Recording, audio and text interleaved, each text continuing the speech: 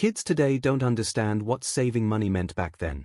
Walk into any shop in 1978 with just £1, and you'd leave carrying treasures. That green note represented weeks of waiting, doing chores, being patient. The local Woolworths had shelves packed with affordable things to buy. Those tiny Star Wars characters everyone wanted? Under £1. Small metal racing cars from Matchbox? Buy 3 or 4 with change left over. Young people collected them obsessively, trading rare finds during school breaks. Model airplane kits taught patience through assembly frustration. Everything cost pennies compared to now. That single pound stretched impossibly far. Money felt different when you were young in the 70s. Not the way adults think about cash today, with cards and screens and numbers moving invisibly between accounts. Back then, currency had weight. You could fold it, smell the ink on paper, count coins until your palms turned coppery. A single pound wasn't just currency. It represented possibility. Most children received between 10 and 20 pence weekly for pocket money. Saving enough to hold an entire pound note took serious commitment. Understanding what a pound could purchase requires context. Christmas 1975 serves as a perfect example. The Beano Annual, that thick hardback book with Dennis grinning mischievously from the cover, cost roughly 75 pence. Children wrote their names carefully in the box printed inside the front cover, then vanished into those pages for entire afternoons. But here's the remarkable part. That same amount of money could also buy a carded Star Wars action figure, multiple Matchbox cars, or a vinyl single climbing the music charts. The Star Wars craze hit Britain in 1978 when Palitoy imported those action figures everyone suddenly needed. Luke Skywalker, Princess Leia, Darth Vader, the white-armored stormtroopers. Each figure measured 3 3/4 inches tall and sat on shop shelves priced at 99 pence. Some retailers rounded upward to exactly £1. Consider that. For one note, any child could own a physical piece of the biggest movie phenomenon in cinema history. The packaging itself felt special. Cardboard backing displayed the Palitoy logo proudly. Through the clear plastic bubble, you could see the figure perfectly. The lightsaber lay tucked beside Luke. Blasters came molded in grey plastic. Children saved for weeks to afford just one. They circled these figures in catalogues with hopeful pens. They begged parents relentlessly. When Christmas morning finally arrived and Star Wars waited under the tree, it proved dreams could materialize. Today, a mint-condition carded Luke Skywalker from 1978 sells for £300, sometimes £500. Original Boba Fett figures reach thousands. But in 1978, your single quid was sufficient. Matchbox superfast cars dominated playground culture. Introduced in 1969 to compete directly with American Hot Wheels, these miniature metal vehicles featured special low-friction wheels that made them scream across bedroom floors and school desks. Individual cars cost between 22 and 35 pence each. This meant £1 didn't buy you a single car. It bought an entire fleet. 3 cars easily. 4 if you chose carefully. Walking out of Woolworths clutching a paper bag filled with metallic purple racers, lime green sports cars, and bright orange fire engines felt incredible. The paint gleamed under shop lights. The wheels spun smoothly and quickly. Those tiny boxes rattled satisfyingly when shaken. Boys traded these cars like serious currency. A rare model could purchase 3 common ones during playground negotiations. Owning the yellow plastic carry case that held 48 cars elevated you to royalty status. Today, vintage Matchbox cars in good condition sell for £20, £50, even £100 for rare models. Back then, 4 cars cost less than a modern candy bar. Airfix model kits taught patience and occasionally pain. The Series 1 kits, those small bagged models with paper header cards, cost between 25 and 35 pence. Spitfires, Messerschmitts, Hurricanes. Each kit came sealed in clear plastic bags with parts already separated and instructions folded inside. For £1, you could purchase 3 complete kits, possibly 4 if you haggled at market stalls. Saturday afternoons passed at kitchen tables. Tubes of polystyrene cement sat within reach. Fingerprints inevitably smeared across the canopy plastic. That distinctive plasticky smell filled entire rooms. Your tongue poked out unconsciously in concentration while trying to fit tiny landing gear into proper position. The glue never dried fast enough. Decals always wrinkled despite careful application. You'd inevitably glue your own fingers together at least once per project. But when you finally held up that finished Spitfire, painted in dull greens and browns, you'd built something real. You'd earned it through effort. Today, vintage Airfix kits in original packaging sell for £30 or more. Back then, they were simple pocket money projects. Clackers represented chaos on a string. Two hard acrylic balls attached to cord with a plastic handle in the middle. The goal was simple enough. Swing them hard enough to make them clack together above and below your hand. The noise echoed through playgrounds and living rooms like gunfire. They cost about 50 to 75 pence, well within the £1 budget, and they were everywhere in the early 70s. Kids mastered the rhythm quickly. Clack, clack, clack, clack. The faster you swung, the louder the sound, the more impressed your friends became. The problem was they didn't just clack. They shattered. Those acrylic balls would crack mid-swing, sending sharp shards flying dangerously. Schools banned them quickly. Parents hid them in cupboards.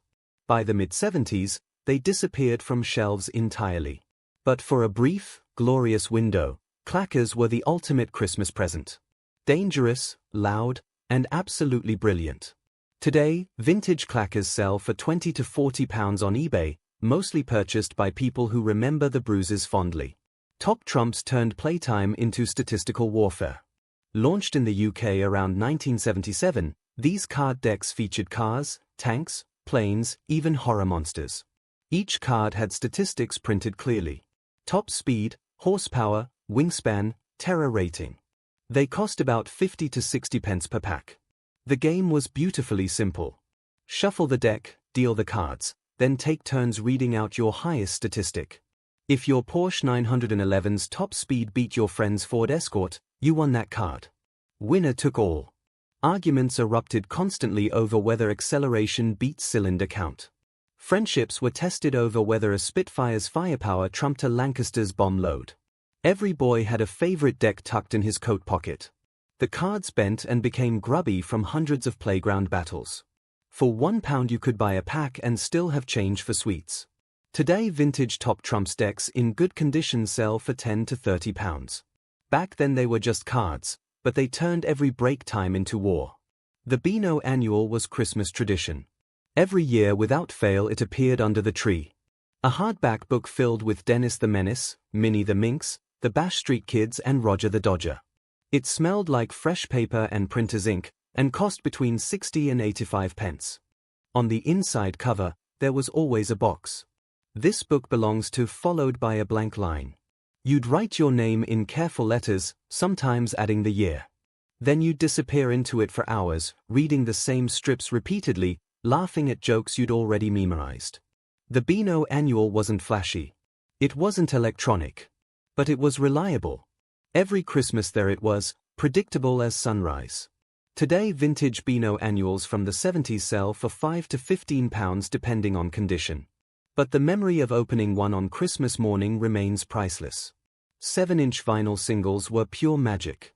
In the 1970s they cost between 40 and 75 pence. For £1 you could buy the number 1 single and still have change. Slade's Merry Christmas Everybody in 1973 cost about 50 pence. Imagine unwrapping that on Christmas Day. You'd run to the record player, slide the disc from its paper sleeve, and place it carefully on the turntable. The needle would drop with a soft crackle. And then sound. Your sound. Music you chose. Music you owned. Singles came in those thin paper sleeves with the record label's logo printed on them. Sometimes you'd get a picture sleeve if you were lucky. You'd stack them beside the record player, building your own little collection, one song at a time. Today, original 70s singles in good condition sell for £5 to £20. Some rare ones reach hundreds. But back then, for less than £1, you owned the charts. Cadbury selection boxes were Christmas in cardboard. Not the plastic trays we have now. You could rattle them and hear the bars sliding around inside, and they cost between 40 and 65 pence for the stocking size. Inside, you'd find a curly whirly, a fudge bar, maybe a crunchy, a small dairy milk, and a couple of buttons. Each one wrapped individually. Each one a little treat. You'd ration them out over Christmas week, 1 bar daily, maybe 2 if you felt reckless. The best part was the variety. You weren't stuck with one type of chocolate. You got the lot. And when you finally ate the last bar, usually sometime in January, you felt both satisfied and sad. Today, a selection box costs £3 to £5. Back then, it was 40 pence. Chocolate was cheap and Christmas lasted longer. Marbles were playground currency. A big bag, the kind with a net at the top, cost about 25 to 50 pence. Inside you'd find dozens of glass marbles. Cat's eyes with their swirling colors trapped inside. Oilless, solid and heavy. And one tav, the big shooter marble you'd use to knock the others out of the ring. Games of marbles happened at every break time. You'd draw a circle in the dirt with a stick. Each player tossed in 3 marbles. Then you'd take turns flicking your tav, trying to knock the others out. Whoever knocked them out kept them. The best players built collections. Hundreds of marbles stored in old tobacco tins or Crown Royal bags. They traded rare ones like they were dealing stocks. A pearly white cat's eye could buy you 5 standard ones. For £1, you could buy 2 bags and still have change. Marbles weren't just toys. They were status symbols. Spirograph refill sets cost between 60 and 80 pence. The full big box was expensive, over £2, but the refill kits with just the pens and a few smaller wheels were affordable. And for kids who already had the main set, they were perfect. You'd pin the plastic wheel to the paper with that little brass pin, slot the pen into one of the holes, and start turning slowly, carefully. The pen would trace out these perfect geometric patterns. Circles within circles. Curves overlapping curves. Hypnotic and satisfying. The ink always smudged. The wheel would slip. And you'd inevitably press too hard and tear the paper. But when you finished a perfect design, it felt like art. You'd hold it up proud and stick it on the fridge. Today, vintage spirograph sets sell for £20 to £50. Back then, the refills kept you creating for months.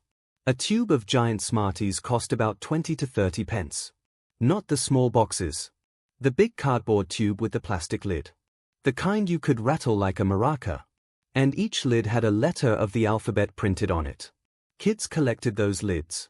A, B, C, all the way to Z. You'd swap them in the playground like trading cards. Got any doubles? Need an A? And when you finally completed the alphabet, you felt like you'd achieved something meaningful. The chocolate itself didn't really matter. What mattered was the tube, the rattle, the lids, the ritual. For £1, you could buy 3 or 4 tubes and still have money left. Today, those old letter lids sell on eBay for £1 each. Collectors pay more for rare letters. But back then, they were just the top of a sweet tube. Action Man accessories were the real gift. You couldn't buy the full figure for £1. Action Man himself cost about £3.50 or more. But the equipment sets, the small carded accessories cost between 35 and 75 pence. A small arms set with a Sten gun, grenades, and a belt. A field cap and map case. A grappling hook. Each one came on a card with a clear plastic bubble. And each one made your Action Man more versatile, more real. You'd spend hours kitting him out, changing his gear, setting up missions on the bedroom floor. The accessories were what made Action Man special. Without them, he was just a doll. With them, he was a soldier, a spy, an adventurer. For £1, you could buy one set and feel like you'd expanded your entire world. Today, carded Action Man accessories sell for £10 to £30. Back then, they were just part of play. So what does £1 buy you now? Not much. A chocolate bar maybe. Definitely not a Star Wars figure. Definitely not a fleet of Matchbox cars. But in the 1970s that single pound note was power.